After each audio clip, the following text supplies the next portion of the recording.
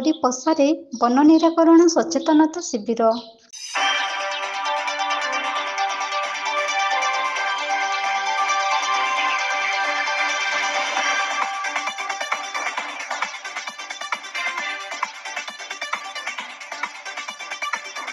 କେନ୍ଦୁଝର ଜିଲ୍ଲା ବାଂଶପାଳ ବ୍ଲକ ଅନ୍ତର୍ଗତ କଡ଼ିପଶା ଗ୍ରାମ ପଞ୍ଚାୟତ କାର୍ଯ୍ୟାଳୟଠାରେ ଆୟୋଜିତ ହୋଇଯାଇଛି ବନ ନିରାକରଣ ସଚେତନତା ଶିବିର।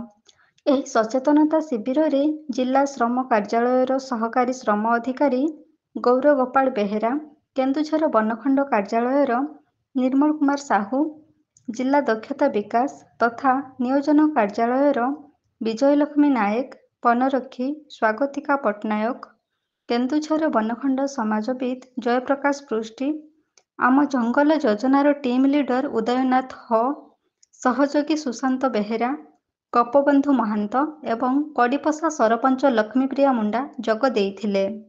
ଏହି ସଚେତନତା ଶିବିରରେ କଡ଼ିପଶା ଓ ଜାମୁଡିହି ଦୁଇଟି ବନ ସୁରକ୍ଷା ସମିତି ସହିତ କଂସ, କୁଣ୍ଢେଇ, ଘୁଙ୍ଗି, ଦୁଆରଶୁଣି, ତରାଣିପାଣି ଓ ଟାଙ୍ଗରପଡ଼ା ଗ୍ରାମରୁ ପାଖାପାଖି 650ରୁ ଉର୍ଦ୍ଧ୍ୱ ଲୋକ ସମାଗମ ହୋଇଥିଲେ।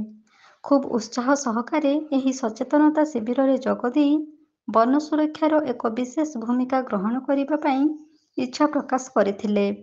ଜଙ୍ଗଲ ସୁରକ୍ଷିତ ରହିଲେ ଜୀବଜଗତ ସୁରକ୍ଷିତ ରହିବା ଜାଣି ମଧ୍ୟ ଅବାଧରେ ଜଙ୍ଗଲ କାଟି ନଷ୍ଟ କରାଯାଉଛି।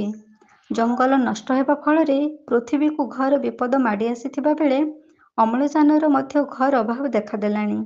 ବର୍ତ୍ତମାନରୁ ସଚେତନ ନ ହେଲେ ଦିନେ ଜଙ୍ଗଲ ଧ୍ୱଂସ ହେବା ସହିତ ଜୀବଜଗତ ମଧ୍ୟ ମହାବିପଦର ସାମ୍ନା କରିବେ। ଏସବୁ ଜାଣି ମଧ୍ୟ ଜଙ୍ଗଲକୁ ଧ୍ୱଂସ ପରେ ଧ୍ୱଂସ କରିଚାଲିଛନ୍ତି।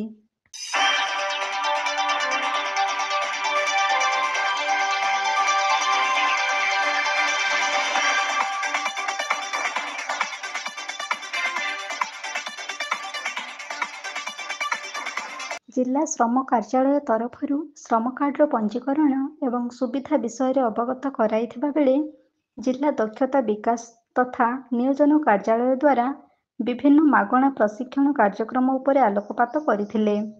କେନ୍ଦୁଝର ବନଖଣ୍ଡ କାର୍ଯ୍ୟାଳୟର ନିର୍ମଳ କୁମାର ସାହୁ ବନ୍ୟଜନ୍ତୁ ସଂରକ୍ଷଣ ଏବଂ ବନାଗ୍ନି ନିବାରଣ ପାଇଁ ଲୋକଙ୍କୁ ଅନୁରୋଧ କରିଥିଲେ।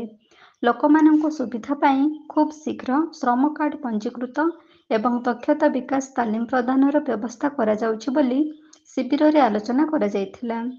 ଆଗାମୀ ଦିନରେ କେନ୍ଦୁଝର ବନଖଣ୍ଡ ଅଧୀନସ୍ଥ ସମସ୍ତ ଗ୍ରାମ ପଞ୍ଚାୟତ ଏହି ସଚେତନତା ଶିବିର ଆୟୋଜନ କରିବାର ବ୍ୟବସ୍ଥା କରାଯାଇ ଶ୍ରମ କାର୍ଡ ଓ ନିଯୁକ୍ତିର ସୁଯୋଗ ପହଞ୍ଚାଇବାକୁ କେନ୍ଦୁଝର ବନଖଣ୍ଡ ଅଧିକାରୀ ଧନରାଜ ଏଚ୍.ଡି. ଲକ୍ଷ୍ୟ ରଖିଛନ୍ତି। ଏହି ବନ ନିରାକରଣ ସଚେତନ ଶିବିରରେ ଯୋଗ ଦେଇଥିବା ପ୍ରତ୍ୟେକ ବ୍ୟକ୍ତି ଜଙ୍ଗଲ ସୁରକ୍ଷା ଦିଗରେ ଦୃଷ୍ଟି ଦେଇ ବନ୍ୟଜନ୍ତୁ ସଂରକ୍ଷଣ ପାଇଁ ଗୁରୁତ୍ୱ ସହକାରେ ନେବା ପାଇଁ ପ୍ରକାଶ କରିଥିଲେ।